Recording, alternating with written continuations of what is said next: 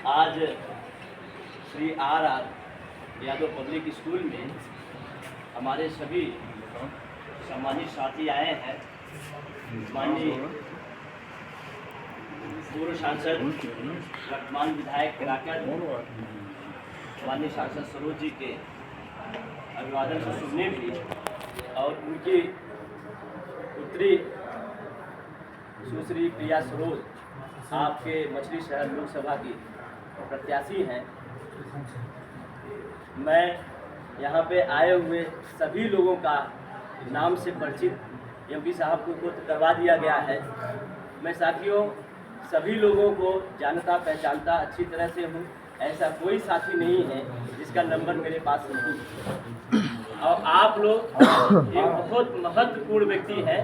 ये कोई ऐसी सभा नहीं, यह सभा नहीं कही जा सकती। एक बूथ के आप एक मजबूत लोग हैं और हर एक व्यक्ति मैं जानता हूँ। यहाँ कुछ पूर्व प्रधान साथी हैं, कुछ वर्तमान प्रधान साथी हैं, डीडीसी साथी हैं और जिम्मेदार लोग हैं।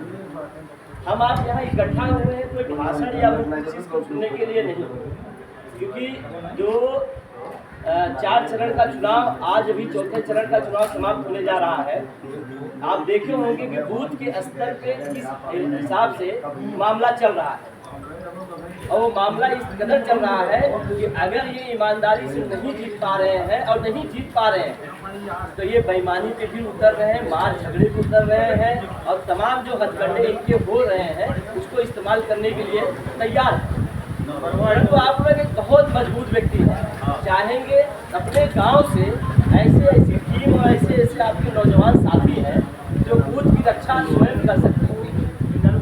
और बूथ पे आप ही एक ऐसे मजबूत साथी हैं कि जो बूथ पे अपने लोगों की सही तरीके से सही जगह वोट दिला सकते हैं। और जो परिस्थितियाँ पूरे देश में होते चली आ रही है और 4 चरण में बूथों की क्या स्थितियाँ हुई हैं ये आप लोगों ने भी देखा है।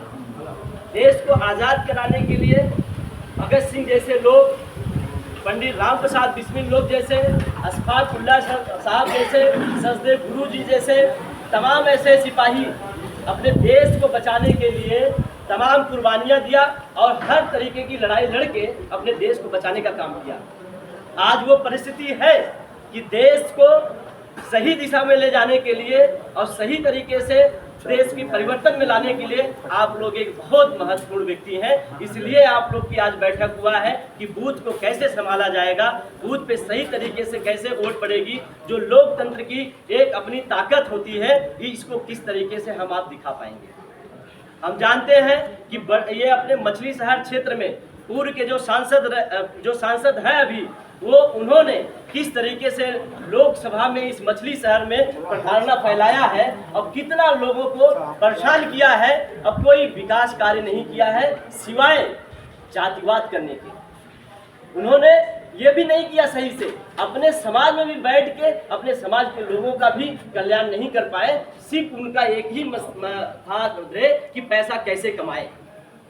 वो पैसा कमाने के लिए ही सारी व्यवस्था बनाया था। इसके बाद इनके पास कोई काम ऐसा नहीं था कि जो जनता के लिए, हित के लिए, लोगों के लिए और जो सम्मानित लोग थे उनके लिए कार्य किया जाए। यहाँ तक बहुत सुनने में आता था मैसेज जो इसमें प्रेजेंट के हैं सांसद जी, वो मुंह पे ऐसे लोगों को बेइज्जत करा करते थे। और इसमें कुछ ऐसे साथी बैठे हैं जो इस बात को भली बात जानते हैं। मेरे जबान की बात नहीं है, बहुत ऐसे भली बात साथी हैं कि जो जानते हैं कि एक दूसरे को उसी मुंह पे वहीं पे उनको बेइज्जत करने का काम किया उन्होंने। अरे पद मिल जाता है, प्रतिष्ठा मिल जाता है, आदमी जो जनप्रतिनिधि हो जाता है सबका सम्मान रखता है।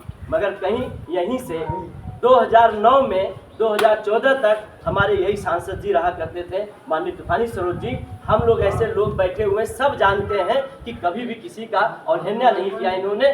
जो इनके पास गया उनके सम्मान से सम्मान जो इनके पास रहा, जैसे यथास्थिति वैसे खड़े हो गए। और